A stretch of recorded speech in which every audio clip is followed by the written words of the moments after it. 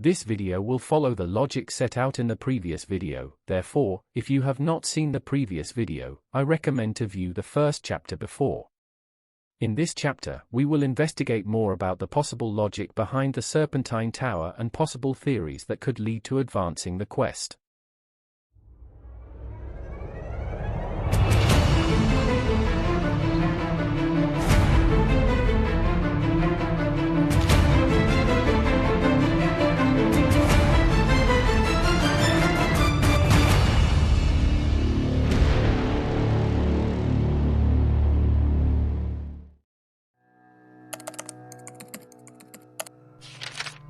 As mentioned above, possibly the Ancraman Arena may have a link to the next step in the quest, but this is not enough information as we are not yet clear on what to do.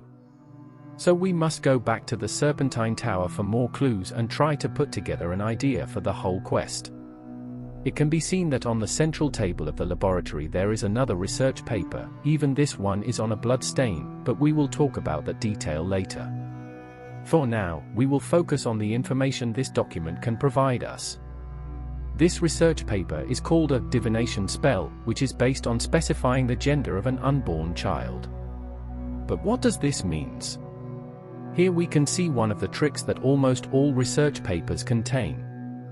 Most of these documents are written as riddles and are not easy to understand at first glance, rather they must be read several times to understand the connection between one and the other, and a certain level of knowledge about the law of Tibia is also needed, otherwise they are simply impossible to understand. Because the ability to specify the gender of an unborn child is typical of the elves, as we can see in the book shown in the image. But for issues of time, I will not talk about this in detail now, but the important thing here is to understand that there may be some important link between these two topics, in addition to knowing that we have an elf NPC in the Ancraman Arena. On the other hand, the information that may be relevant in this document is found in the words specify. Although it sounds curious, it can be an important clue. Since if we read the research paper, Demon Summoning, we can observe that the information indicates that experiment was failed because the reaction of nature against the demonic incursion is entropic, which resulted in an explosion when trying to open the gap between two dimensions. Due to this failed summoning attempt, the experiment ended up summoning other lesser creatures called Reds, but they are not real demons, but rather border dwellers creatures, referring to the word border as the gap between two dimensions joined by a portal. For the same reason, in the same document it is concluded that this method to bring demon through portals is entropic, or in other words, tends to disorder, and therefore, it is not possible to specify the type of demon to which they intend to summon. So, we will explain it again in detail in case you haven't noticed the link between these two documents yet. The research paper, Demon Summoning, was unsuccessful because nature's reaction is entropic.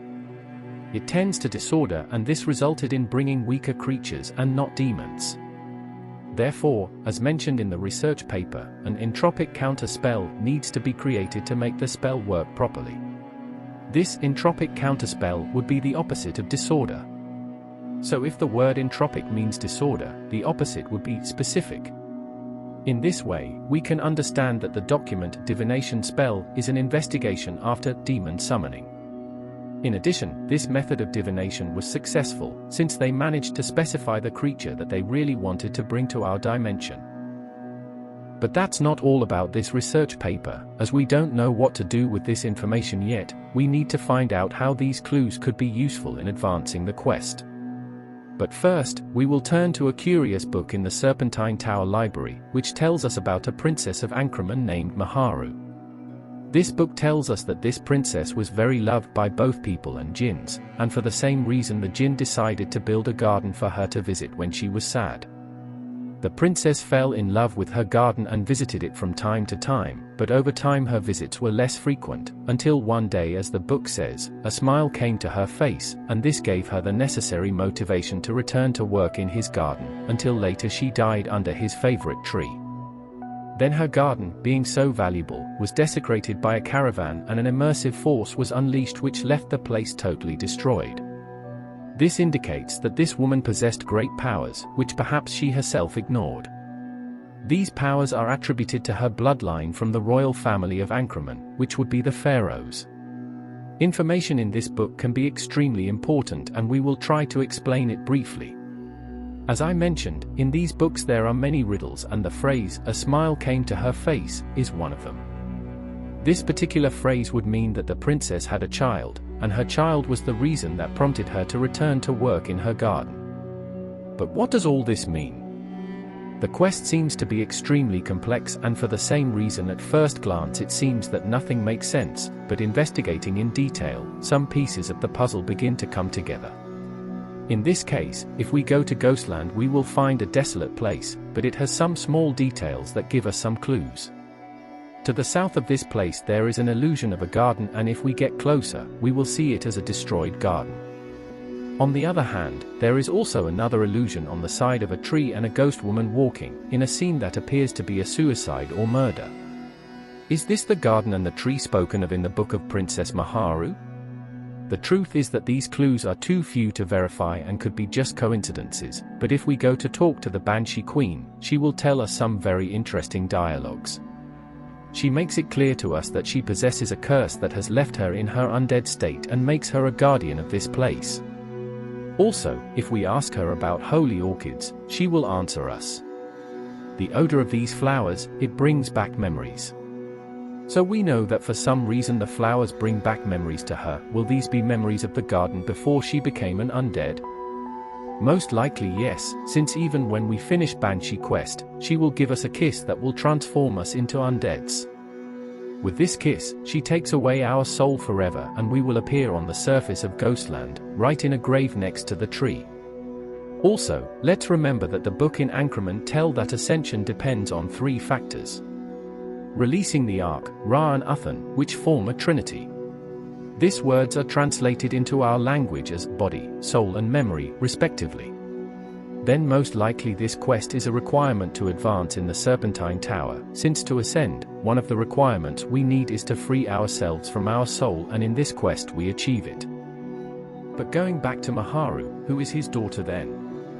There are several clues about this, most likely that Maharu, being very dear to the Jinn, they agreed to take care of her daughter when she died.